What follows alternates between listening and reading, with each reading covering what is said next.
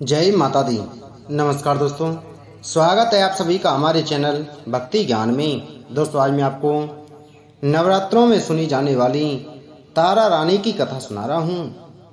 माता के जगराते में महारानी तारा देवी की कथा कहने सुनने की परंपरा प्राचीन काल से चली आ रही है। बिना इस कथा के नवरात्रों की पूजा और जागरण को संपूर्ण नहीं माना जाता है। माता के प्रत्येक जागरण में और नवरात्रों में इसको सम्मिलित करने का परंपरागत विधान है। इस कलयुग में इस शक्ति की पूजा से ही भक्तों के मन की मनोकामनाएं पूर्ण होती हैं और मन को शांति मिलती है। महाराजा दक्ष की दो पुत्रियां तारा देवी एवं रुक्मण भगवती दुर्गा जी की भक्ति में अटूट विश्वास रखती थीं। दोनों बहनें नियम पूर्वक एकादशी का व्रत किया करती थीं तथा माता के जगराते में प्रेम के साथ कीर्तन एवं महत्तम कहा सुना करती थीं। एकादशी के दिन एक बार भूल से छोटी बहन रुक्मण ने मांसाहार कर लिया। जब तारा देवी को पता लगा तो उसने रुक्मण पर बड़ा क्रोध आया और बोली, तू है तो मेरी बहन, परंतु मनुष्य देह पाकर भी तूने नीच योनि के प्राणी जैसा कर्म किया। तू तो छिपकली बनने योग्य है। बड़ी बहन के मुख से निकले शब्दों को रुक्मण ने सिरोधार्य कर लिया और साथ ही प्रायश्चित का उपाय पूछा। तारा ने कहा, त्याग और परोपकार से सब पाप छूट जाते हैं। दूसरे जन्म में तारा देवी इंद्रलोक की अप्सरा बनी और छोटी बहन रुक्मण छिपकली योनि में प्रायश्चित का अवसर ढूंढने लगी। द्वापर युग में जब पांडवों ने अश्वमेध यज्ञ किया तब उन्होंने दूत भेजकर दुर्वासा ऋषि सहित 33 करोड़ देवताओं को निमंत्रण दिया। जब दूत दुर्वासा ऋषि के स्थान पर निमंत्रण लेकर गया तो दुर्वासा ऋषि बोले, यदि 33 करोड़ देवता उस यज्ञ में भाग लेंगे तो मैं उसमें सम्मिलित नहीं हो सकता। दूत 33 करोड़ देवताओं को निमंत्रण देकर वापस पहुंचा और दुर्वासा ऋषि का वृतांत पांडवों को कह सुनाया कि वह सब देवताओं को बुलाने के कारण नहीं आवेंगे। यज्ञ आरंभ हुआ। 33 करोड़ देवता यज्ञ में भाग लेने आए। उन्होंने दुर्वासा ऋषि जी को ना देखकर पांडवों से पूछा कि ऋषि को क्यों नहीं बुलवाया। इस पर पांडवों ने नम्रता सहित उत्तर दिया कि निमंत्रण भेजा था, परंतु वह अहंकार के कारण नहीं आए। यज्ञ में पूजन हवन आदि निर्विघ्न समाप्त हुए। भोजन के लिए भंडारे की तैयारी होने लगी। दुर्वासा ऋषि ने देखा कि पांडवों ने उनकी उपेक्षा करती है तो उन्होंने क्रोध करके पक्षी का रूप धारण किया, चोंच में सर्प लेकर भंडारे में फेंक दिया। इसका किसी को कुछ भी पता नहीं चला। वह सर्प खीर की कढ़ाई में गिरकर छिप गया। एक छिपकली जो पिछले जन्म में तारा देवी की छोटी बहन थी तथा बहन के शब्दों को सिरोधार्य कर इस जन्म में छिपकली बनी, सर्प का भंडारे में गिरना देख रही थी। उसे त्याग व परोपकार की शिक्षा अब तक याद थी। वह छिपकली घर की दीवार पर चिपकी समय की प्रतीक्षा कर रही। कई लोगों के प्राण बचाने हेतु उसने अपने प्राण न्यौछावर कर देने का मन ही मन निश्चय किया। जब खीर भंडारे में दी जाने वाली थी तो सबकी आंखों के सामने वह छिपकली दीवार से कूदकर उस कढ़ाई में जा गिरी। इस प्रकार लोग छिपकली को बुरा भला कहते हुए खीर की कढ़ाई को खाली करने लगे तो उन्होंने उसमें मरे हुए सर्प को देखा। अब सबको मालूम हुआ कि छिपकली ने अपने प्राण देकर उन सबके प्राणों की रक्षा की है। इस प्रकार उपस्थित सभी सज्जनों और देवताओं ने उस छिपकली के लिए प्रार्थना की कि उसे योनियों में उत्तम मनुष्य योनि प्राप्त हो तथा अंत में मोक्ष को प्राप्त करे। तीसरे जन्म में छिपकली राजा स्पर्श के घर कन्या बनी। दूसरी बहन तारा देवी ने फिर मनुष्य जन्म लेकर तारामती नाम से अयोध्या के प्रतापी राजा हरिश्चंद्र के साथ विवाह किया। राजा स्पर्श ने ज्योतिषियों से कन्या की कुंडली बनवाई। ज्योतिषियों ने राजा को बताया कि कन्या राजा के लिए हानिकारक सिद्ध होगी, शकुन ठीक नहीं है, अतः आप इसे मरवा दीजिए। राजा बोला, लड़की को मारना बहुत बड़ा पाप है, मैं उस पाप का भागी नहीं बन सकता। अतः ज्योतिषियों ने विचार करके राय दी, हे राजन, आप एक लकड़ी के संदूक में ऊपर से सोना चांदी आदि जड़वा दें, फिर उस संदूक के भीतर लड़की को बंद करके नदी में प्रवाहित करा दीजिए। सोना चांदी जड़त लकड़ी का संदूक अवश्य ही कोई लालच से निकाल लेगा और आपकी कन्या को भी पाल लेगा। आपको किसी प्रकार का पाप न लगेगा। ऐसा ही किया गया और नदी में बहता हुआ संदूक काशी के समीप एक हरिजन को दिखाई दिया। वह संदूक को नदी से बाहर निकाल लाया। जब खुला तो उसमें सोने चांदी के अतिरिक्त रूपवान कन्या दिखाई दी। उस हरिजन की कोई संतान नहीं थी। जब उसने अपनी पत्नी को वह कन्या दी तो उसकी खुशी का ठिकाना न रहा। उसने अपनी संतान के समान ही बच्ची को छाती से लगा लिया। भगवती की कृपा से उसके स्तनों में दूध उतर आया। पति पत्नी ने प्रेम से कन्या का नाम रुक को रख दिया। जब वह कन्या विवाह योग्य हुई तो हरिजन ने उसका विवाह अयोध्या के सजातीय युवक के साथ बड़ी धूमधाम के साथ कर दिया। इस प्रकार पहले जन्म की रुक्मण, दूसरे जन्म की छिपकली तथा तीसरे जन्म में रुक्को बन गई। रुक्को की सास महाराज हरिश्चंद्र के घर सफाई आदि करने जाया करती थी। एक दिन वह बीमार पड़ गई। निदान रुक्को महाराज हरिश्चंद्र के घर काम करने के लिए पहुंच गई। महाराज की पत्नी तारामती ने रुक्को से कहा, हे बहन, तुम यहाँ मेरे निकट आकर बैठो। माँ रानी की बात सुनकर रुक्को बोली, रानी जी, मैं नीच जाति की भीलनी हूँ, भला मैं आपके साथ कैसे बैठ सकती हूँ।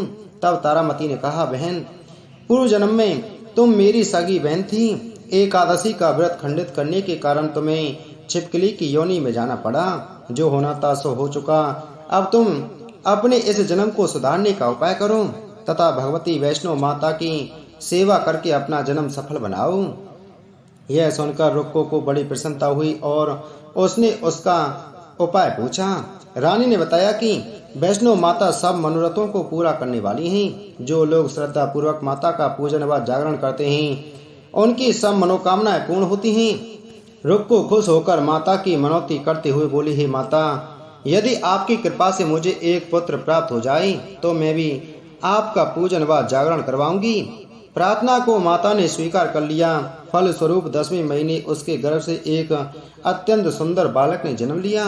परंतु दुर्भाग्यवश रुक्को को माता का पूजन व जागरण कराने का ध्यान ही न रहा। परिणाम यह हुआ कि जब वह बालक 5 वर्ष का हुआ तो उसे एक दिन बुखार आ गया और तीसरे दिन उसे चेचक माता निकल आई। रुक्को दुखी होकर अपने पूर्व जन्म की बहन तारामती के पास गई और बच्चे की बीमारी का समूचा वृतांत कह सुनाया।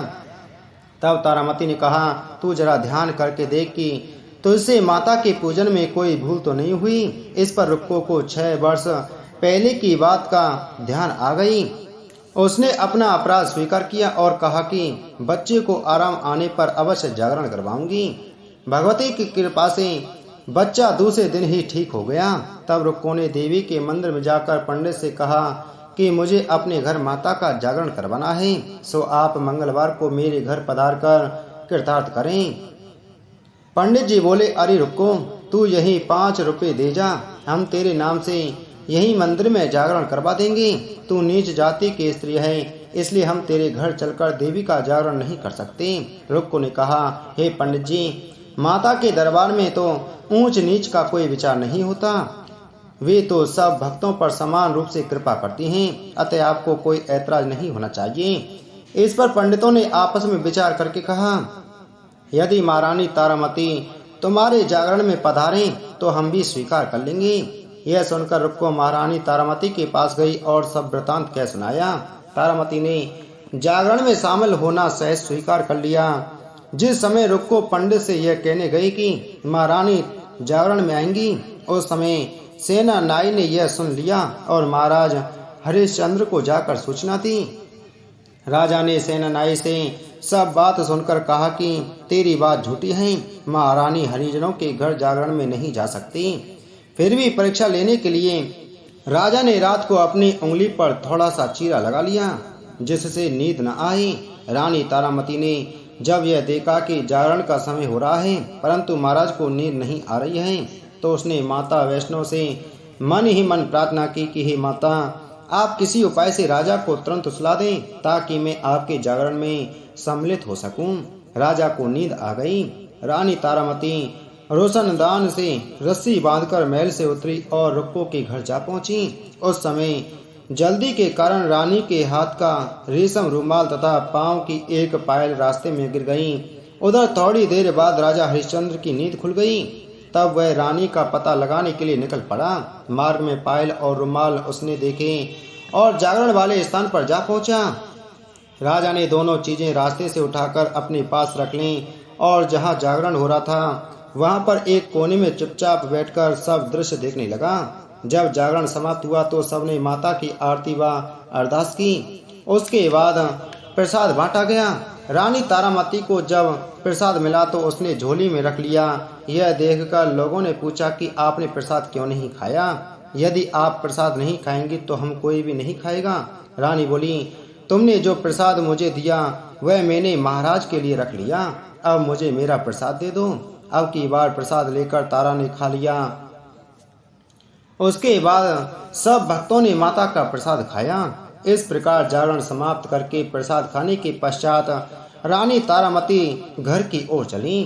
तब राजा ने आगे बढ़कर रास्ता रोक लिया और कहा, तूने नीचों के घर का प्रसाद खाकर अपना धर्म नष्ट कर लिया है। अब मैं तुझे अपने घर में कैसे रखूं?